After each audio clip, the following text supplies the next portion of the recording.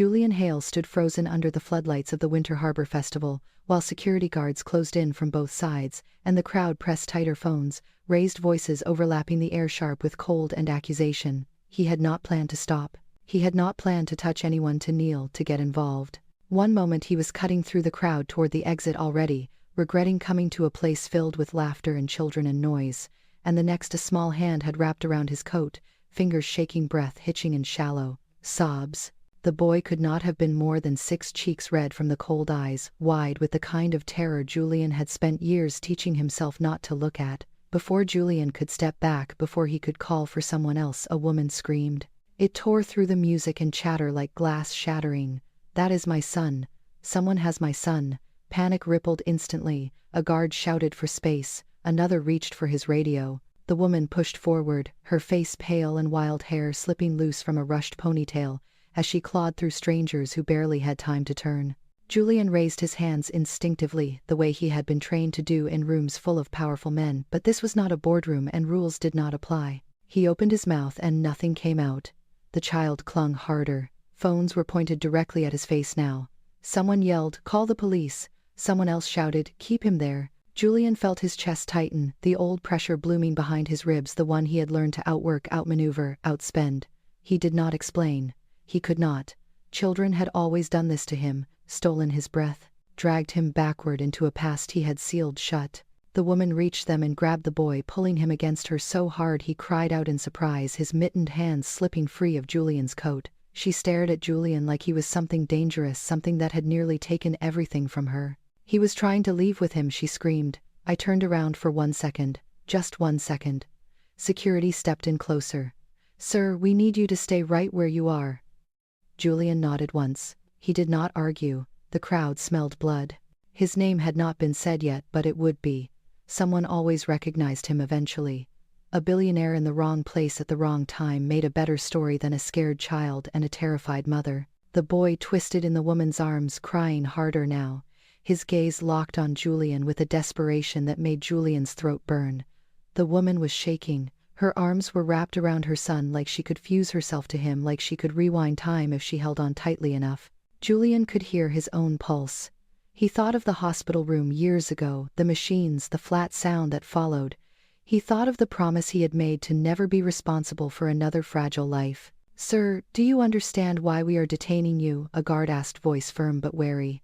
Julian nodded again. He understood too well. This was how things broke, not with intention but with fear. The boy suddenly wriggled free enough to stretch one small arm toward Julian. His fingers brushed Julian's sleeve, hesitant, pleading.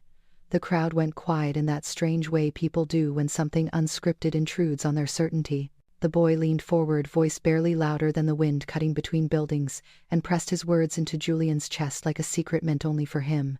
"Please don't leave. Everyone always leaves us." The words landed harder than any accusation. Julian did not move. He did not breathe. He did not hear the guard calling his name, or the woman sobbing, or the low murmur of the crowd adjusting its narrative in real time. All he saw was the boy's face tight with a grief far too old for him, and all he felt was the sudden collapse of the wall Julian had spent years reinforcing. The woman followed her son's gaze, confusion breaking through her rage for a split second, and Julian saw the exact moment her certainty wavered. Someone near the front lowered their phone. Someone else whispered something that sounded like an apology, but it was too late for clean endings. The footage was already out there. The story had already been framed. The guard stepped back slightly, reassessing. Julian finally inhaled a shallow, uneven breath, and forced his feet to move one step backward, then another, creating space without turning his back. He did not look at the woman again. He was afraid if he did, he would stay. The crowd slowly loosened, disappointment replacing fury as the moment lost its heat. Music swelled back in, too loud, too cheerful. Julian walked away with his hands still raised, his mind ringing, his chest aching with a sentence he could not unhear. That whisper followed him long after the crowd moved on. Maya Brooks learned how to function on the edge of exhaustion long before the night at Winter Harbor Festival, long before panic turned her lungs into glass and her hands into strangers she could not control.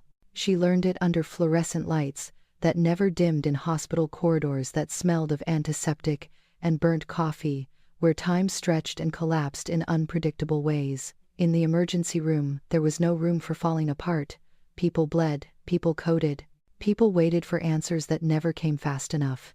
Maya had trained herself to keep moving even when her body screamed for rest, to make decisions with shaking hands and a steady voice because someone always needed her more than she needed herself. That discipline followed her home every morning when her shift ended and the city was just waking up. She slipped into their small apartment, quietly peeled off scrubs stiff with dried sweat, and checked on her son before she let herself breathe. Eli slept curled on his side, like he was bracing for impact, one small fist tucked beneath his chin.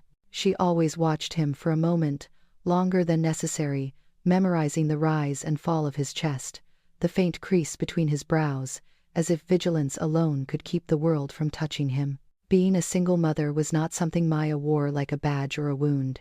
It was simply the math of her life. One income, one schedule, one margin for error. His father had left years earlier, quietly and permanently, right around the time Eli's medical bills had stacked up faster than Maya could count. There had been promises at first, apologies wrapped in excuses, and then nothing. No checks, no calls, no explanations that mattered. Maya stopped waiting. She stopped hoping for rescue. Everything became about containment. Contain fear, contain anger, contain the ache of watching other families move through the world with 2 adults and backup plans. She did not resent them. Resentment wasted energy she could not spare. Every choice she made was filtered through one question: will this keep him safe? The festival had been a rare deviation from routine, a decision made after weeks of bargaining with herself. Eli had circled the date on the calendar with a bright marker, careful not to press too hard, as if he knew how fragile her yes was. She had promised him one night where the world could feel lighter, where he could laugh without looking over his shoulder, where she could watch him be a child instead of a patient, instead of the quiet boy who clutched her sleeve in crowded places. She told herself she could manage a few hours. She told herself she deserved that much. The crowd was thicker than she expected. Music echoed off the harbor buildings. Lights reflected off the water in glittering ribbons that made Eli gasp with wonder. She held his hand tighter than usual, counting his fingers against hers like a grounding exercise. When he asked for hot chocolate, she smiled and said yes without checking the price first. That was how she knew she was trying too hard. The moment it went wrong lasted less than a heartbeat. A distraction, a voice calling her name, a stumble in the crowd that forced her to turn just enough to steady herself. When she looked back, Eli's hand was gone. The space beside her felt impossibly large. Her body reacted before her mind caught up. She shouted his name once, then again louder, scanning faces that blurred into strangers. Her heart slammed against her ribs so hard it hurt. She pushed forward, apologizing without hearing herself, every nerve lit with the certainty that if she did not find him immediately, something irreversible would happen. In the emergency room, she had watched parents receive news that split their lives cleanly in two. She had held their hands while they screamed. She had promised herself she would never be one of them. When she saw a man standing with her son, tall and still and entirely unfamiliar, her fear snapped into something sharper. The world narrowed to a single image: Eli's mittened hands gripping a stranger's coat, the stranger's face closed, unreadable. Maya did not weigh evidence. She did not ask questions. She reacted. The accusation tore out of her before she could shape it, fueled by every nightmare she had ever forced herself not to imagine. She grabbed Eli, held him, checked him for injuries with frantic fingers, barely registering the security guards or the phones, or the sound of her own voice echoing back at her. All she knew was that she had almost lost him. That knowledge drowned out everything else. When Eli spoke, when his small voice cut through the chaos with words that made the ground tilt beneath her feet, shame followed fear so fast it stole her breath. She saw the man, then truly saw him, the way his hands shook when he stepped back, the way his eyes avoided her son like he was afraid of what looking might do. She wanted to take it all back. She wanted to rewind the moment and choose differently. But the crowd had already decided something, and so had the cameras. By the time the space around them loosened and the music crept back in, Maya felt hollowed out, scraped raw by her own terror. She knelt in front of Eli, pressing her forehead to his, whispering apologies he did not understand and promises she was not sure she could keep. I should have held his hand tighter, she thought, the words repeating with punishing clarity. One mistake, 1 second. That was all it took. She stood eventually, legs unsteady, aware of eyes still on her, of judgment that might follow her home. She did not look for the man again. She was afraid of what she would see in his face, and what it would confirm about herself. Maya took Eli's hand and anchored him to her side as if she could fuse them together by force of will alone. She walked away knowing one thing with absolute certainty. She could not afford to fall apart. Not tonight, not ever, because if she did, there would be nothing left between her son and the world. Julian Hale had built his life on the belief that need was a liability, a weakness that crept in quietly and destroyed things from the inside out. He learned that lesson in a hospital room filled with machines that beeped without mercy, and a silence that followed when they stopped. His wife had been laughing that morning, teasing him about working too much, reminding him to eat something other than protein bars and black coffee. By nightfall, she was gone, taken by a collision that lasted seconds and rewrote every plan they had ever made. The doctor spoke in careful tones.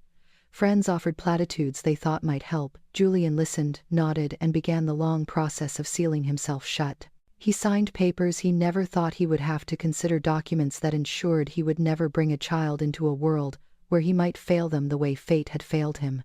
It was not a dramatic decision. It was practical. He told himself that love created leverage for loss, and he was done paying that price. Work became the structure that held him upright. Clean energy investments, infrastructure deals, entire cities powered by ideas he could quantify and control. He learned to measure success in metrics and projections, in board approvals and market confidence. Money obeyed logic, people did not. Children least of all. That was why he avoided places like the festival, too many reminders of what he had chosen to excise from his life. He did not dislike children in the way people assumed. It was worse than that. He was afraid of the way something so small could bypass every defense he had built, the way a laugh or a question or a look could drag him backward into a version of himself he no longer trusted. He had walked past playgrounds with his eyes fixed straight ahead. He had left charity galas early when donors brought their families. His foundation focused on outcomes, on statistics that proved lives were improved, without forcing him to witness the fragile details. When his advisors suggested public appearances at community events, he delegated or declined. On the night of the festival, he had agreed to attend for one reason only. The hospital wing bearing his wife's name was unveiling a new pediatric program, and absence would have been noticed. He planned to stay long enough to be photographed, long enough to make the donors comfortable, and then leave. He had almost succeeded. He was already calculating his exit when the child collided with him, when instinct took over before fear could stop it. He had reached down without thinking, steadying a body that was too light, too familiar in its panic. The reflex horrified him afterward. He should have stepped away. He should have called for help and retreated. Instead, he had stayed rooted by something older than the rules he lived by. That was the part of himself Julian despised most. The part that still responded. After the crowd dispersed, after security assured him the situation was contained, Julian retreated to the edge of the harbor, where the noise thinned and the cold sharpened his thoughts. His phone vibrated with messages from his public relations team, already outlining contingencies, already asking what he wanted them to say if the footage spread. He did not answer. He could still hear the child's voice, thin and urgent, cutting through the chaos with brutal clarity. "Please do not leave. Everyone always leaves us." The words did not accuse him. They did not beg for money or protection. They simply stated a truth Julian had spent years denying in himself. He had left. He had left rooms when grief got heavy. He had left conversations before they required honesty. He had left any situation where he might be asked to stay in a way that mattered. Standing there alone, he realized how carefully he had curated a life where no one could make that request of him again. The realization did not soften him. It unsettled him. He remembered the last conversation he had with his wife, the way she had squeezed his hand and told him he did not have to carry everything alone. He had smiled and changed the subject. He had thought there would be time. Julian pressed his palms together until the cold bit into his skin. Needing someone had cost him once. He would not allow it to cost him again. The boy at the festival was an anomaly, a crack in the structure, and Julian was determined to seal it before it spread. He told himself that the reaction he felt was temporary, a residue of shock that would fade once he returned to his routines. He would issue a statement if necessary. He would donate more funding. He would move on. That was what he always did. But as he turned away from the harbor and headed back toward the car waiting to take him home, he understood something with a clarity that made his steps falter. The reflex that had driven him to help that child was not gone. It was buried. And burying something did not mean it stopped breathing.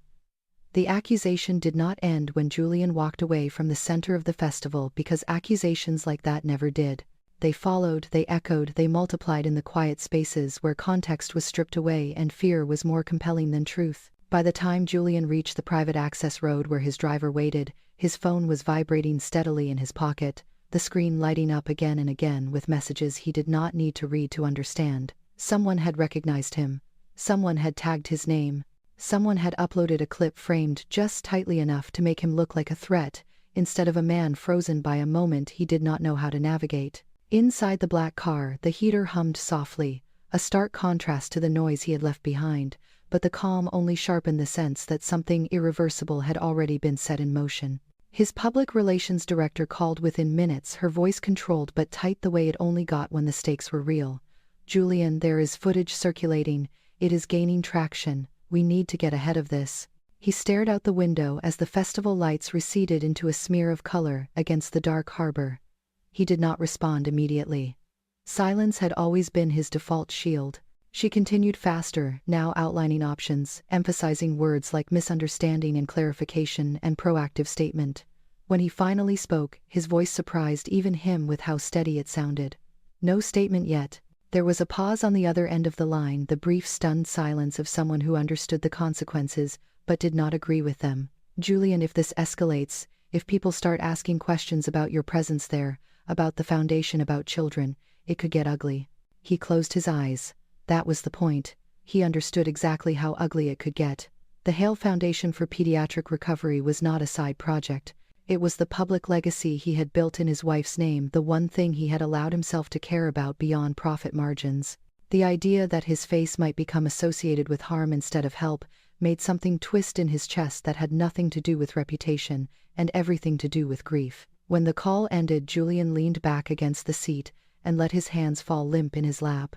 He could still see the woman's face when she had screamed at him, the raw terror that had driven her to choose an enemy without hesitation. He did not blame her. He blamed the way fear stripped people down to their sharpest edges, the way it turned strangers into threats and moments into weapons. By the time he arrived home, the first article had already been posted, carefully neutral in tone but heavy with implication.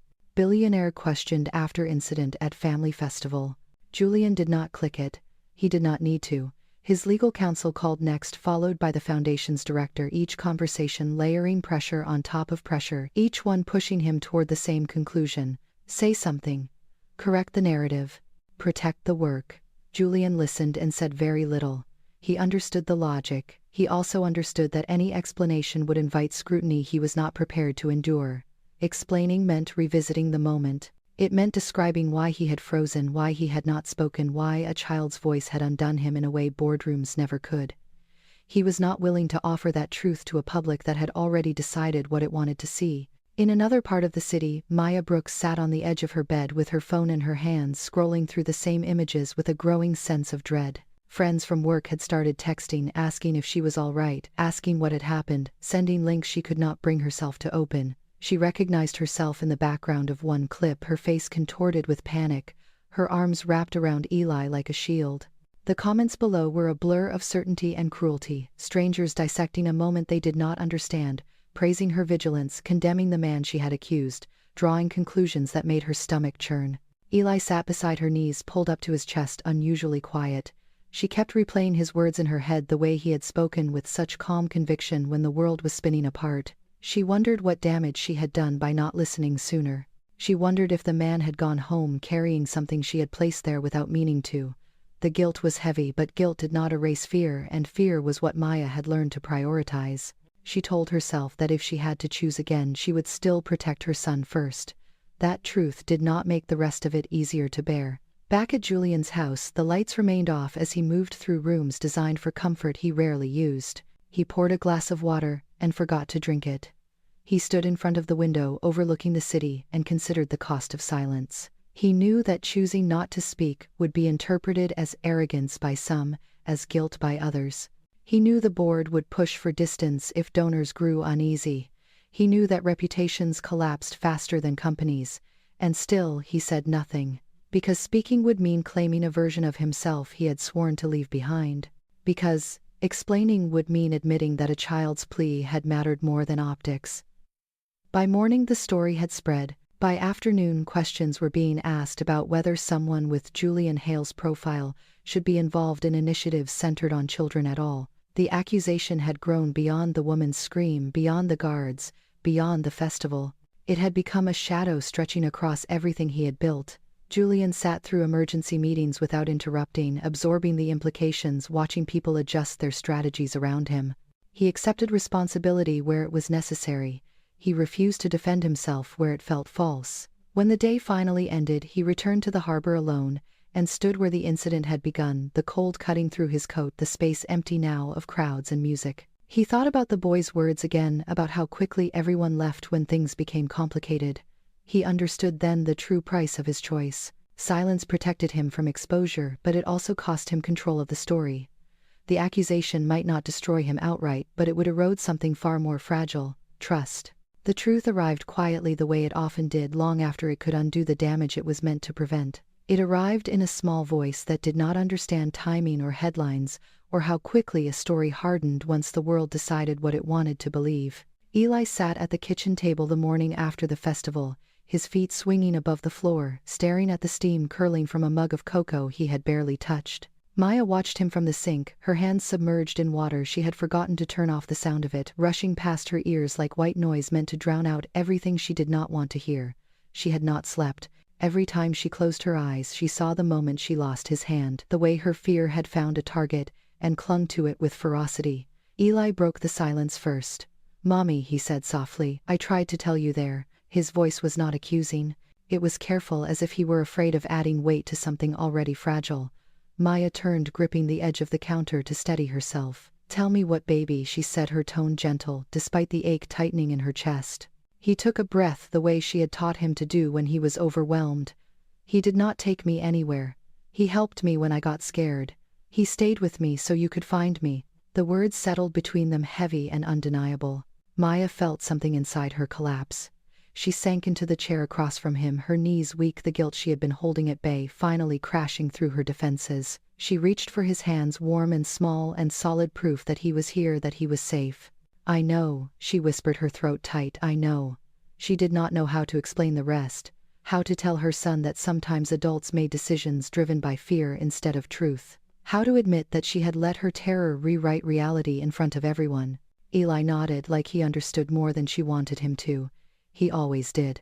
At school later that day, his teacher pulled Maya aside, concern etched into her expression. "Some parents recognized you from a video," she said gently.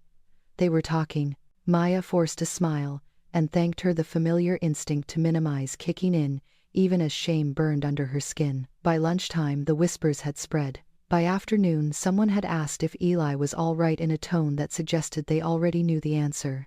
Maya wanted to disappear. She wanted to rewind time and choose courage instead of accusation, but time did not move that way. That evening, she opened her phone and finally watched the footage she had avoided. She saw herself through the lens of someone else's certainty, her fear magnified and flattened into something ugly. She saw the man she had accused standing rigid, his hands raised, his face unreadable. She noticed things she had missed in the moment: the way he did not reach for Eli when she pulled him away, the way he stepped back immediately, the way his eyes never left her son until security blocked his view. In the comments, the narrative had already been set. Some praised her for being vigilant. Others went further, painting the man as something monstrous based on seconds of footage stripped of context. Maya scrolled until her vision blurred. She wanted to correct them. She wanted to scream the truth into the void. But fear crept back, and insidious and persuasive. What if speaking up drew more attention to Eli? What if it made things worse? What if no one believed her now? She closed the app and sat in the dark, holding herself together with effort she did not have. Across the city, Julian sat in a conference room, surrounded by advisors who spoke in careful language about damage control and strategic distancing. A lawyer slid a tablet across the table, showing him a clip with millions of views, the comments flashing past too fast to read. Julian did not need to. He knew the shape of outrage. He had seen it weaponized in markets and media cycles alike. He watched the moment where the child spoke, where the crowd hesitated, where the narrative cracked just enough to let light in. The clip ended before resolution. It always did. Truth rarely fit into the length people were willing to watch. His public relations director cleared her throat. There is a version of this, where we highlight that moment, she said carefully. Where we emphasize that the child contradicted the accusation. Julian shook his head. It would look defensive, he said quietly. It would invite more questions. He saw the frustration flicker across her face, quickly masked by professionalism. Julian understood her concern. He also understood that the truth coming from him would be seen as self-serving. The child had told it already. That should have been enough. It was not. That night Eli lay awake in bed staring at the ceiling, his mind replaying the moment he had spoken up. He had felt brave, then certain that telling the truth fixed things the way it did in books. Now, he sensed something was wrong. He heard his mother on the phone in the other room, her voice low and strained. He heard his name and the word video and felt a knot form in his stomach. He did not like that his words had not worked. He did not like that the man who had helped him might be in trouble because he had not spoken sooner. The next day at the hospital, Maya's supervisor asked to speak with her privately. The conversation was measured, but pointed. We support our staff, she said, but anything that brings negative attention can have consequences. Maya nodded, humiliation burning hot behind her eyes. She left the office, knowing her margin for error had narrowed even further. That evening, she sat with Eli on the couch and tried to explain why some stories took longer to be heard. Sometimes people decide what they think before they know everything, she said, choosing each word with care. That does not mean the truth is not important. It just means it takes longer. Eli frowned. But he helped me, he said simply. Maya pulled him into her arms and held him tightly, wishing she could give him a world where that was always enough. Julian stood on his balcony that same night, the city humming below his phone, buzzing with another update about donors expressing concern. He replayed the child's words in his mind, the clarity of them, the way they cut through fear with unassuming honesty. The truth had been spoken. It had just arrived too late to stop the damage already done. Julian Hale had always known exactly what money could do. It could silence rooms, accelerate decisions, smooth over mistakes before they hardened into consequences. It could buy time, loyalty, distance. It could turn problems into processes and emotions into line items that eventually balanced out. That certainty had shaped his adult life, giving him a sense of control he clung to when everything else felt unpredictable. It was why the past days unsettled him more than he cared to admit.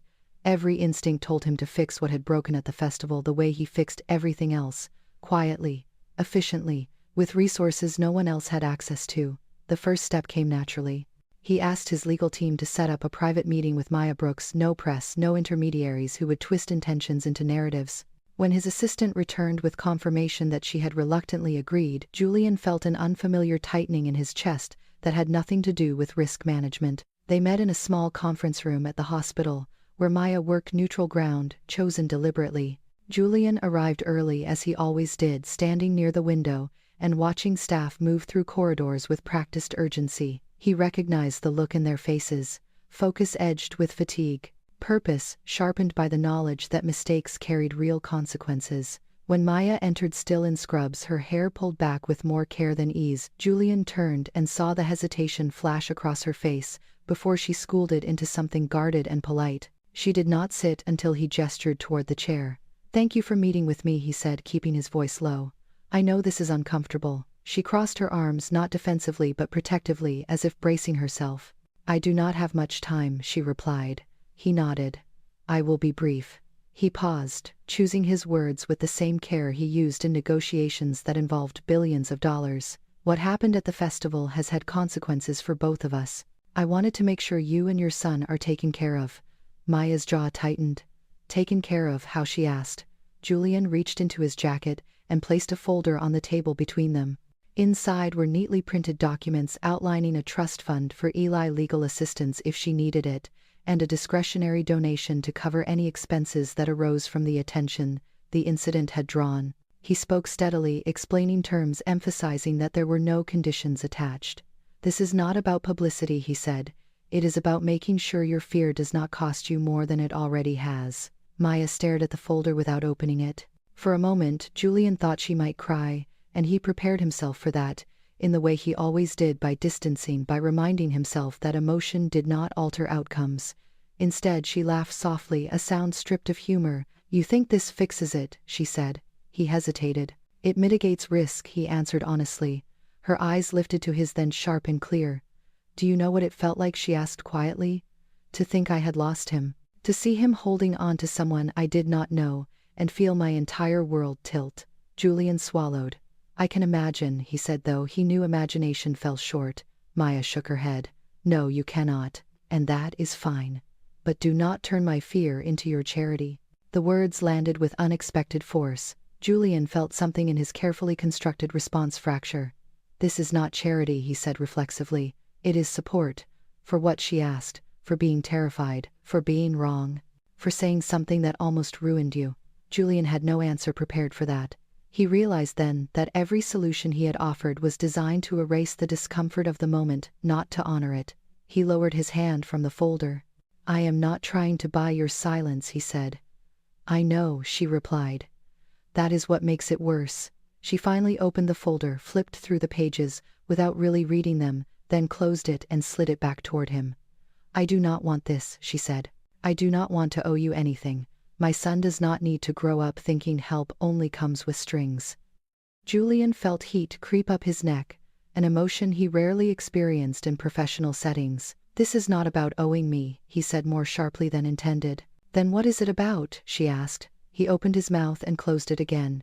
The answer that surfaced surprised him. It is about me not knowing what else to do. The admission hung between them. Maya studied his face, then really looked at him for the first time without fear or accusation clouding her gaze. She saw exhaustion there, not the kind that came from long hours, but the kind that settled into bones and stayed. I appreciate the intent, she said more gently. But we are fine. We do not need saving. Julian nodded once slowly. Understood. As she stood to leave, she paused with her hand on the door. For what it is worth, she added, my son was right. You did not hurt him. He helped you, said quietly. That might be the only reason I am here. She left before he could respond. Julian remained seated long after the door closed, staring at the folder that suddenly felt obscene in its simplicity. For the first time in his life, money had failed him completely. It had not bridged the gap, it had not restored balance, it had only revealed how unprepared he was to meet someone where they stood, instead of where his resources placed him. As he walked out of the hospital, and into the cold evening air, Julian understood that whatever was unfolding between him and Maya Brooks would not be governed by contracts or checks. It would demand something he had spent years avoiding: presence. The second time it happened, there were no cameras ready, and no crowd primed for outrage, which somehow made the choice clearer and harder all at once. Julian did not intend to see Maya Brooks again so soon. He told himself the meeting at the hospital had been an endpoint, a necessary but finite collision between two lives that would naturally separate once the tension eased. Yet 3 days later he found himself back near Winter Harbor, not for an event, not for optics, but because the city felt wrong after everything that had unfolded, as if something unfinished kept pulling him toward the place where he had failed to speak. The evening was quieter than the night of the festival, the temporary attractions already dismantled, leaving only the harbor lights and a few families lingering along the railings. Julian walked without purpose, hands in his coat pockets, breathing in air that burned his lungs just enough to keep his thoughts sharp. He was halfway through convincing himself to turn back when he heard a familiar voice call a child's name with an edge of strain that tightened his chest. Maya stood several yards away near the edge of a public pier, one hand gripping her phone, the other reaching blindly toward a small figure just beyond her grasp. Eli had slipped on the damp boards and stumbled toward the water, his sneakers skidding as he tried to catch himself. The moment stretched thin, every sound muffled by the rush of blood in Julian's ears. He did not weigh consequences, he did not consider perception or fear, or the promise he had made to himself years ago. His body moved before his mind could intervene. He crossed the distance in seconds, dropping to one knee and catching Eli around the waist just as the boy pitched forward. The impact knocked the breath from both of them. Julian felt the sharp jolt travel up his arm as he pulled the child back against his chest, the slick boards cold beneath his palm. Eli cried out once in surprise, and then clung to him, fingers digging into his coat with familiar urgency. Maya reached them an instant later, her face drained of color, her hand flying to Eli's back as if to confirm he was solid and unbroken. "Thank you," she breathed, the words tumbling over each other. Thank you, I should not have let go." Julian did not release the boy immediately. He waited until Eli's shaking eased, until the grip on his coat loosened just enough to signal trust instead of panic. He set him gently on his feet and stepped back, forcing his hands to remain visible, his posture open. Maya looked at him, then truly looked, and whatever she saw there made her shoulders sag with a relief she did not try to hide. I turned away for a second, she said, the old guilt creeping back into her voice. Julian shook his head. It happens, he replied simply. He surprised himself with how easy the words felt. Eli looked up at him, eyes wide, then smiled, a small, unguarded expression that cut straight through Julian's defenses. You came back, the boy said, with quiet certainty. Julian swallowed. He did not correct him. They stood there for a moment, the three of them, the harbor lights reflecting off dark water behind them, the city humming at a distance that felt almost respectful. Maya exhaled, slowly grounding herself the way she did in trauma bays, when adrenaline threatened to overwhelm reason. I owe you an apology, she said finally. Not the one I tried to give you before. A real one. Julian met her gaze and shook his head again. You do not owe me anything, he said. She held his eyes. I accused you without listening, she replied. And you could have walked away. You did not. Not then, and not now. Julian felt the truth of that settle into him with surprising weight. He had chosen to stay, not because anyone was watching, not because money or reputation demanded it, but because a child had needed him, and he had not turned away. The realization was both terrifying and grounding. Maya reached for Eli's hand and squeezed it, anchoring him to her side. We should go home, she said softly. Eli nodded, then looked back at Julian. Will you leave again? He asked the question, innocent and direct the way only children managed. Julian hesitated, every instinct screaming at him to retreat to protect the fragile equilibrium he had constructed for himself. Instead, he knelt to Eli's level, ignoring the tightness in his chest. I am right here, he said. For now. It was not a promise. It was a truth he could manage. Eli seemed satisfied. He smiled again and turned back to his mother, tugging her toward the path that led away from the pier. Maya paused, glancing over her shoulder. Thank you, she said once more, quieter this time. Julian watched them walk away, the familiar urge to leave rising in him like a reflex, and then something unexpected happened. He stayed. He stood there until their figures blended into the city lights, until the harbor felt empty again. Choosing them a second time did not erase his fear. It sharpened it, but it also gave that fear a shape he could finally face. For the first time in years, Julian did not feel like he was running from something. He felt like he was standing still and letting the consequences reach him. They did not plan to sit together that night, and if anyone had asked them earlier, they both would have said they were done. Tempting fate, done lingering in moments that asked too much of people already stretched thin. Yet the city had a way of arranging things without permission. Maya found herself walking the longer route home after the scare at the pier, Eli's hand tucked into hers, his steps slowing as the adrenaline wore off. When he finally asked if they could rest for a minute, she nodded and guided him toward a bench facing the water, where the lights trembled on the surface like uncertain promises. Julian was already there when they arrived, standing a few feet away, as if he had been debating whether to sit or leave. He straightened when he saw them, the reflex of distance rising before he tamped it down. Maya hesitated, then gestured toward the bench. You can sit if you want, she said. It sounded casual. It was not. Julian took the far end, leaving space that acknowledged everything they had not said, and everything they were afraid to say wrong. Eli climbed up between them, swinging his legs and staring out at the harbor with a seriousness that came and went like the tide. For a few minutes no one spoke. The night air carried the low thrum of traffic and the distant clang of rigging from boats settling in for sleep. Maya watched Julian out of the corner of her eye, noting the way his shoulders stayed slightly hunched as if bracing for impact even in stillness. You did not have to come back here, she said finally. Julian nodded. I know. She waited. He did not elaborate.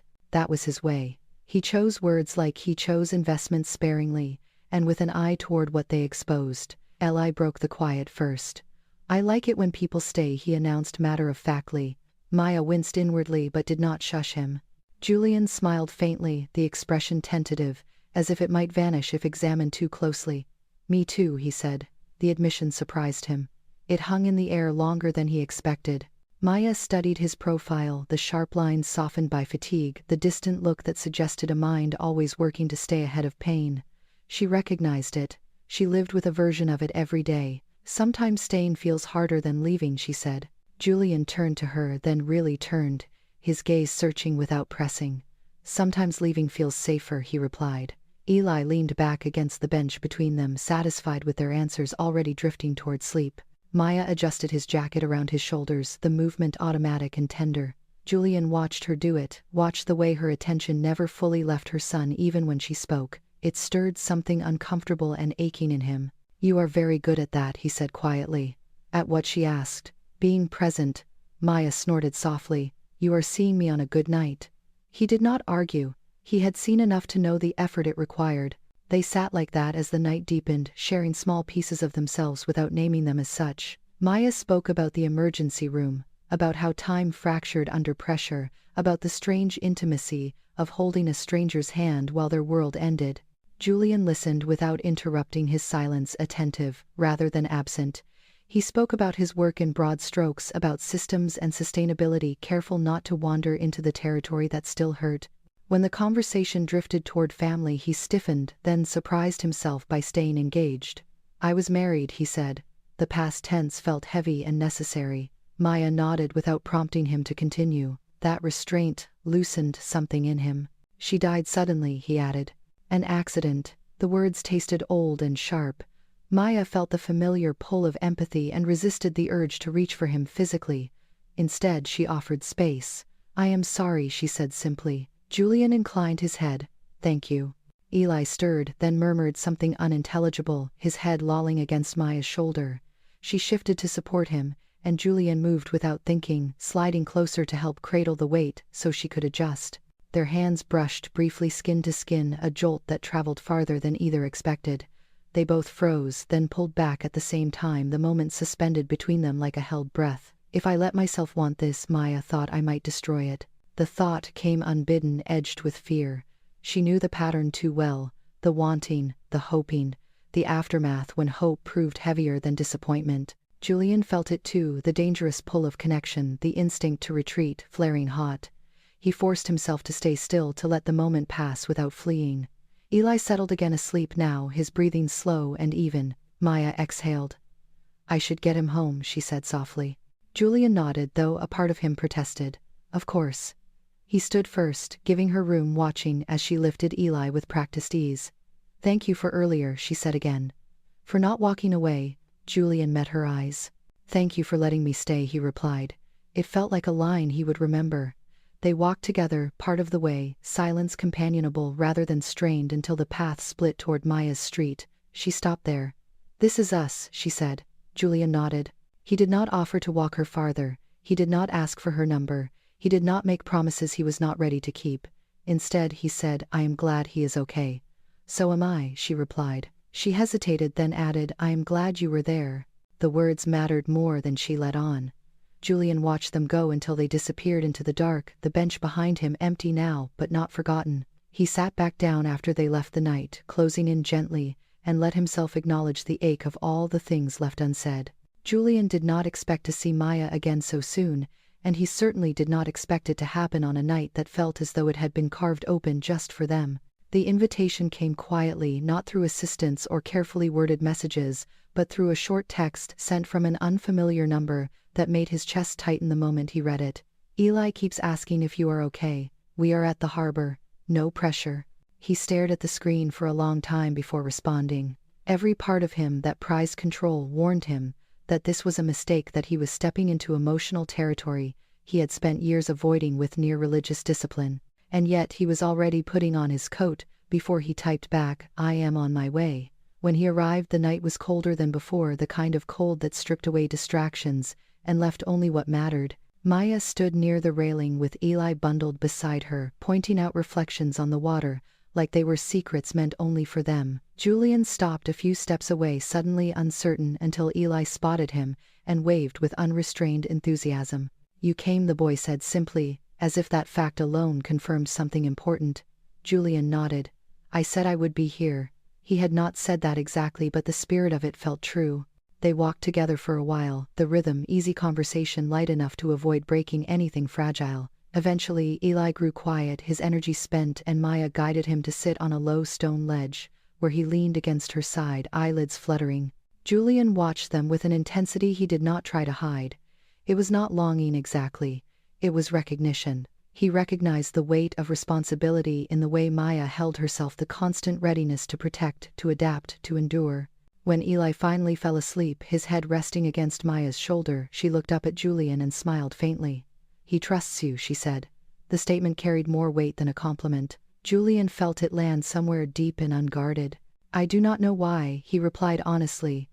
Maya studied him, then shifted Eli carefully so she could sit beside Julian on the stone ledge.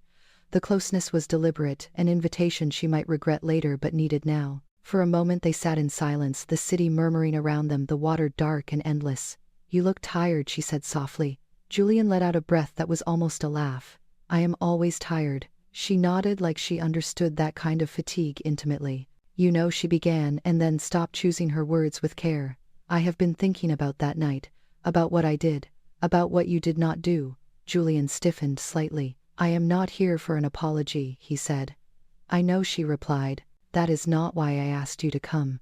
She reached out and rested her hand briefly on his sleeve, grounding rather than possessive. You stayed, she said quietly. Julian frowned. I froze, he corrected. I did not say anything. Maya shook her head. You stayed. Everyone else was shouting, deciding, filming. You stayed right there and let the moment happen. You did not run. You did not push back. You did not make it about you. Her voice softened. You did not save us. You stayed. The words slid past his defenses with devastating precision. Julian felt his chest tighten, breath catching in a way he could not mask. No one had ever framed his actions that way before. He had always believed that worth came from decisive intervention, from control, from fixing. Staying had felt like failure to him, a paralysis he despised. Hearing it reframed as something intentional, something valuable, cracked, something open, he looked away, jaw tight, eyes burning. I was afraid, he admitted, the confession slipping out before he could stop it. Of children, of saying the wrong thing, of making it worse. Maya nodded. I know. She paused, then added, I was afraid too. Of losing him. Of losing everything. Fear does strange things to people. Julian swallowed hard. I have spent years building a life where no one needs me, he said. Where no one can be disappointed if I leave. Saying it out loud stripped it of the logic he had clung to. Maya listened without interrupting, her presence steady. Eli stirred, then murmured something in his sleep, his hand curling unconsciously toward Julian's coat, as if sensing him nearby. The small gesture broke what little restraint Julian had left. His vision blurred. He looked down at the sleeping child and felt tears he had not shed in years finally spill over. He did not wipe them away. He did not hide. Maya did not comment or move closer. She let the moment be what it was. When he finally spoke again, his voice was rough. I do not know how to be what he thinks I am. Maya turned fully toward him. You do not have to be anything, she said. Just do not disappear. The simplicity of it undid him. He nodded, unable to trust his voice. They sat there as the night deepened, Julian allowing himself to cry quietly, the sound swallowed by the water and the wind. When he had nothing left to release, Maya reached for his hand, tentative but certain. He let her take it. Their fingers intertwined, not as a promise but as an acknowledgement of shared vulnerability. I cannot promise anything, she said after a while. I am still scared. Julian met her gaze, eyes clear despite the tears. Me too. It felt like the most honest beginning he had ever known. Eventually, they stood, lifting Eli carefully between them, and walked toward the lights of the city together. Julian knew something fundamental had shifted. The defenses he had built were still there, but they were no longer sealed. That whisper had done what years of discipline could not. It had made him want to stay. The gala was not meant to be a test, but it became one the moment Maya stepped through the doors, and felt the weight of the room turn toward her, like a tide that had decided she did not belong. Julian had asked if she would come with care that bordered on restraint, his invitation framed as an option rather than an expectation, and she had said yes, after a long night of weighing fear against curiosity. She told herself she was doing it for Eli, who had been thrilled by the idea of dressing up and seeing where Julian worked when he was not standing by the water, helping strangers. She told herself she could manage a few hours the same way she managed everything else, by staying alert and keeping her center of gravity low. The hall was bright and polished, full of glass and light, and people who moved with the unhurried confidence of those accustomed to being seen. Conversations flowed easily around her, names and affiliations exchanged like currency. Maya adjusted the borrowed dress at her waist and kept her shoulders back, aware of the quiet assessments happening in real time. Julian walked beside her without touching close enough to signal choice, without claiming ownership. Eli held Julian's hand and stared at everything with wide-eyed wonder, blissfully immune to the social calculus unfolding above his head. At first, the evening moved smoothly. Julian greeted donors and board members with practiced warmth, introducing Maya and Eli without qualifiers or explanations. "This is Maya and her son Eli," he said simply. The lack of justification was intentional, and Maya felt it like a shield. Still, the glances lingered. The questions followed. "Where are you from?" someone asked Maya with a smile that did not quite reach her eyes. "Boston," she replied evenly, and before that another smile, thinner now. "Here." The conversation drifted away from her after that, recalibrating around safer topics. She let it go. She was used to being overlooked when rooms decided she did not fit their narrative. What unsettled her was the way some eyes sharpened with recognition as the night went on. Someone had connected her face to the footage. Someone had whispered. Julian sensed the shift and stepped closer, not theatrically, just enough to close the space. When a board member approached him with a concerned expression and a lowered voice, Maya did not strain to listen. She already knew the shape of the concern: perception, optics, timing. Julian's jaw tightened as he listened, his gaze flicking briefly to Maya before returning to the speaker. He did not argue, he did not placate. He said, "Thank you for your feedback," and moved on. The choice was subtle and unmistakable. Later, a woman with impeccable posture and a tone honed by years of influence stopped Julian near the bar. She glanced at Maya and Eli with open curiosity. "You did not mention bringing guests," she said lightly. Julian met her gaze. "They are with me," he replied. The woman smiled. "Of course," she said, and then added, "You know how important it is that we remain above controversy." Julian nodded. "I do." Maya felt the words like a chill. Above controversy rarely meant above harm. It meant distance from it. She excused herself a few minutes later, guiding Eli toward the quieter edge of the room near a set of tall windows. She breathed deeply, grounding herself, reminding her body that this was not an emergency room, and she was not on call. Julian found her there, concern etched across his features. "We can leave," he said quietly. Maya shook her head. "Not yet." She did not want to run, not from this. Eli tugged on Julian's sleeve. "There is a picture of a boat," he said, pointing. Julian smiled and knelt to look with him, engaging with an ease that drew attention despite its simplicity. A few guests paused to watch, curiosity replacing judgment in their expressions. Maya saw it happen in real time, the recalibration, the moment where a child reframed the narrative more effectively than any statement ever could. Julian stood then and addressed the room without raising his voice. He thanked the donors for their support, spoke briefly about the Foundation's mission, and then did something unexpected. He gestured toward Maya and Eli. "Some of you know there was an incident recently," he said calmly. "Fear was involved. So was misunderstanding. What mattered most in that moment was not reputation or reaction but presence, staying, making sure a child felt safe." He paused, letting the words settle. "That is what we do here, we stay." The silence that followed was not hostile. It was thoughtful. Applause began slowly, then spread. Maya felt her throat tighten. Julian did not look at her as the room responded.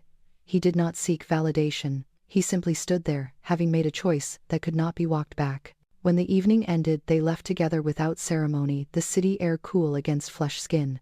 Outside, Maya stopped and turned to him. "You did not have to do that," she said. Julian met her gaze. "I know," he replied. "I wanted to." The world they had just walked through did not want her there. He had chosen her anyway. The question came on a quiet morning, when neither of them was prepared to defend themselves against it. There were no crowds, no flashing lights, no stakes that could be measured in headlines or donations. Just sunlight filtering through Maya's kitchen window, and the low hum of the city waking up outside. Julian had stopped by to return a jacket Eli had left in his car after the gala, a simple excuse that felt safer than admitting he wanted to see them. He stood near the doorway at first, unsure of his place, until Maya gestured him inside, with a tired smile, and poured coffee into a mismatched mug. Eli sat at the table, working carefully on a drawing, his brow furrowed in concentration, tongue caught between his teeth, the way it always was when something mattered to him. Julian watched him for a moment longer than necessary, absorbing the ordinariness of the scene with an ache that surprised him. This was what he had avoided. This was what he had been afraid of wanting. Maya leaned against the counter, arms crossed loosely, watching Julian watch her son. "You do not have to stand like you are about to bolt," she said gently. Julian huffed out a quiet breath and took a step closer to the table. Eli looked up, then eyes bright. "I am drawing the boats," he announced proudly. Julian smiled. They look fast. Eli considered this. They go far away. The words lingered. Maya felt a familiar tightening in her chest. She busied herself with rinsing the coffee pot, giving herself something to hold on to. Julian nodded slowly. Do they come back? He asked.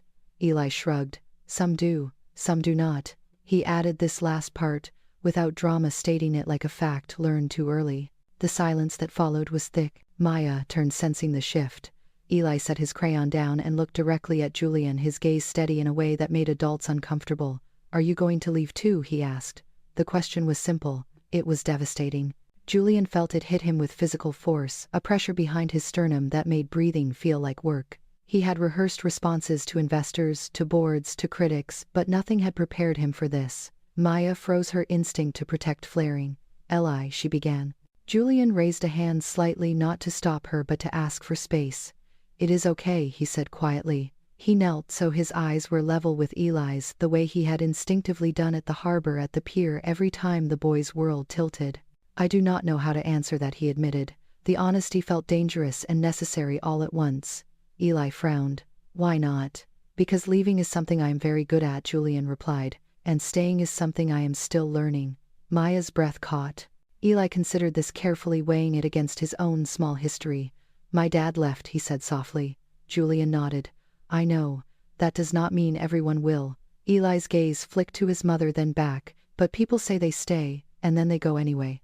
The fear underneath the words was unmistakable. Julian felt it echo something buried deep in himself. He thought of promises made in hospital rooms, of plans that never survived impact. He did not want to lie to this child. He did not want to offer certainty he could not guarantee. He reached out and rested his hand flat on the table between them, close but not intrusive. I cannot promise you forever, he said. Maya flinched. But I can promise you this. I am here right now, and I will not disappear without telling the truth. Eli studied his face, searching for cracks. Are you scared? Julian asked him. Eli nodded.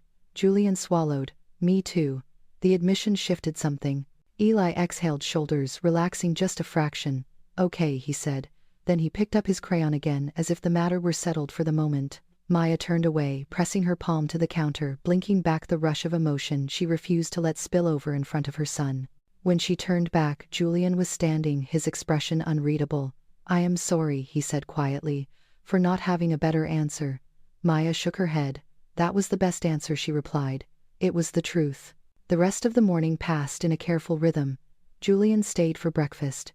He washed dishes without being asked. He listened more than he spoke, and beneath it all ran an undercurrent of tension that had nothing to do with attraction and everything to do with fear. After Eli left for school, Maya walked Julian to the door. She hesitated, fingers brushing the frame. Children ask the hardest questions, she said. Julian nodded. They deserve real answers. Maya looked up at him, eyes searching. I cannot afford for him to be hurt again, she said. Julian held her gaze. I know. That was what made this terrifying. It was also what made it matter. He left, then stepping out into the city with the weight of the questions still lodged in his chest. For the first time, the fear was not enough to send him running. Loving without promises felt unnatural at first, like walking without a railing or speaking without rehearsing the outcome. Julian discovered this in the weeks that followed the question at the kitchen table, as he began to show up in small, unremarkable ways that did not announce themselves as change, but accumulated into something steadier. He did not move closer, all at once. He did not ask for labels or assurances. He learned the rhythm of Maya's days and adjusted his own without asking her to bend. Some mornings he stopped by with coffee and left before Eli finished breakfast. Some evenings he stayed long enough to help with homework, sitting beside the table and listening as Eli explained the logic of problems that mattered fiercely to him. Maya watched this with a mixture of gratitude and caution. She had built her life around self-reliance out of necessity, and the idea of leaning even slightly felt like tempting gravity. Julian never pushed. He never framed his presence as a favor or a sacrifice. He simply arrived when he said he would and left when it was time, creating a pattern that asked for trust without demanding it. There were nights they talked quietly after Eli fell asleep, sitting on opposite ends of the couch, sharing pieces of themselves that did not feel dangerous once spoken aloud.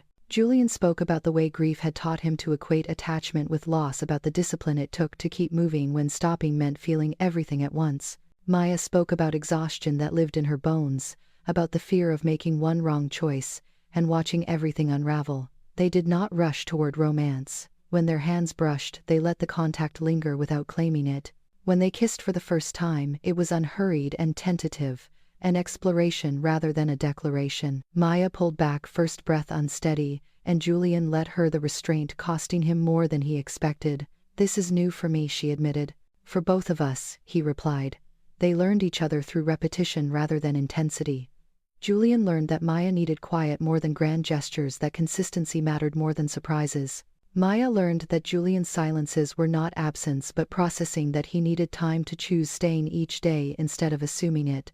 There were moments when fear surged without warning, when Julian was late and Maya's chest tightened before reason intervened, when a donor called and Julian's attention was pulled away, triggering the old instinct to retreat. They named these moments instead of letting them fester. "I am scared," Maya would say, and Julian would answer, "I know," and stay where he was. "I need a minute," Julian would say, and Maya would nod and give him space without interpreting it as abandonment. Eli watched all of this with quiet intensity, absorbing the lesson without commentary. He did not ask again if Julian would leave. He observed, instead, tracking patterns the way children did when words failed them. One afternoon he announced matter-of-factly that Julian had a chair at the table now. Maya froze for a heartbeat, then let it pass. Julian smiled and did not correct him. Loving without promises meant accepting uncertainty without letting it dictate every choice. It meant choosing presence over projection, action over reassurance. Julian found himself declining invitations that conflicted with school events, not because anyone asked him to but because he wanted to be there. He found himself listening to Maya talk about her day with genuine curiosity, learning the names of her coworkers and the weight of the stories she carried home. Maya found herself resting more easily when Julian was nearby, her vigilance easing in ways that startled her. She did not stop being careful. She stopped being alone in it. They argued, sometimes quietly and with restraint, about boundaries, about time, about the future they refused to define. When the tension peaked, Julian would feel the old urge to withdraw, and Maya would feel the equally old urge to brace for loss. They learned to interrupt the cycle together. "I am not leaving," Julian would say, and Maya would answer, "Then stay," and they would find their way back without grand reconciliations. The absence of promises did not diminish the seriousness of what they were building, it clarified it. They were not bound by obligation or fear of breaking vows. They were choosing each other in increments, each choice small enough to be honest and large enough to matter. One night, as they stood in the kitchen washing dishes side by side, Maya glanced at Julian and spoke without looking at him. "You know this does not come with guarantees," she said. Julian nodded, hands steady in the water. "I know." She waited. He met her gaze. "That is why it feels real." The simplicity of it settled between them like an anchor. Loving without promises did not make the future safe. It made the present possible. And for the first time in a long time, that was enough. 1 year later, the harbor looked different to Julian Hale, not because it had changed but because he had. The water still caught the light in broken ribbons and the air still carried the sharp edge of winter, but he no longer experienced the place as a boundary he crossed alone. He stood with his hands in his coat pockets, watching Eli race ahead along the path, boots thudding against the pavement, laughter trailing behind him like something solid. Maya followed at a slower pace beside Julian, her shoulder brushing his occasionally, unremarkable and grounding all at once. They had not marked the anniversary with intention. There was no date circled on a calendar, no spoken acknowledgement of how much had shifted since that night, when fear had threatened to pull everything apart. Life had moved forward in quieter ways. Julian still ran his company. He still faced decisions that carried weight and consequences. What changed was where he went afterward, and who waited for him when the day ended. He had learned to leave meetings on time when it mattered. He had learned the geography of Maya's neighborhood and the rhythm of Eli's school schedule. He had learned that being needed did not diminish him, it anchored him. The accusations from the festival had faded into memory, replaced by newer stories that required less explanation. The foundation thrived not because he had defended himself more loudly, but because he had chosen transparency and consistency over control. People noticed the shift in ways that did not make headlines. Maya noticed it most. She noticed how Julian listened now without planning his response, how he stayed even when conversations wandered into uncomfortable territory, how he accepted that some days she needed quiet, more than comfort, and other days she needed both. She had not stopped being cautious. She had stopped assuming caution meant isolation. Eli reached the end of the path and turned back, breathless, cheeks flushed. "Are we getting hot chocolate?" he asked with hopeful certainty. Maya smiled. "Yes," she said. Julian nodded. "On me." Eli grinned and took off again. Maya watched him go, then looked at Julian, something thoughtful in her expression. "You know he thinks this is normal," she said. Julian tilted his head. "What do you mean?" "This," she replied, gesturing vaguely at the three of them walking together. Julian felt a swell of emotion he did not rush to contain. "I hope it is," he said. Maya considered him for a long moment. She saw the man he had been, and the man he had become, without forcing the transformation into words. They did not talk about forever. They did not need to. The shape of their days spoke clearly enough. Later that evening, they sat at the small kitchen table after Eli had gone to bed, the city humming softly beyond the window. Julian traced the rim of his mug absent-mindedly, his thoughts uncharacteristically still. "I used to think wanting this meant I had failed at being careful," he said. Maya looked at him. "And now? Now I think being careful kept me from being alive." She reached for his hand without ceremony, and he let her take it, their fingers fitting easily as if they had always known how. He thought of the life he had once imagined, streamlined and protected from risk, and realized how narrow it had been. This life was messier. It required adjustment and honesty, and a willingness to be seen. It also gave back more than he had believed possible. When he tucked Ellie in that night, the boy sleepily asked if Julian would be there in the morning. Julian did not hesitate. "Yes," he said. Ellie smiled and turned over satisfied. Julian lingered in the doorway longer than necessary, absorbing the ordinary miracle of it. In the living room, Maya waited, curled into the corner of the couch with a book she was not reading. He sat beside her, and she leaned into him without thinking. They did not speak. They did not need to. Outside, snow began to fall again, soft and unhurried, covering the city in a quiet that felt earned. Julian rested his chin lightly on Maya's head, and closed his eyes, not in retreat but in presence. He had not planned this life. He had not dared to want it. And yet here it was, built not on promises or guarantees, but on the simple, unremarkable decision to stay. If you made it this far, thank you for staying. Stories like this are not about billionaires or harbors, or dramatic moments caught on camera.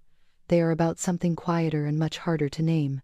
They are about the moments when fear tells us to run, and something deeper asks us to pause instead.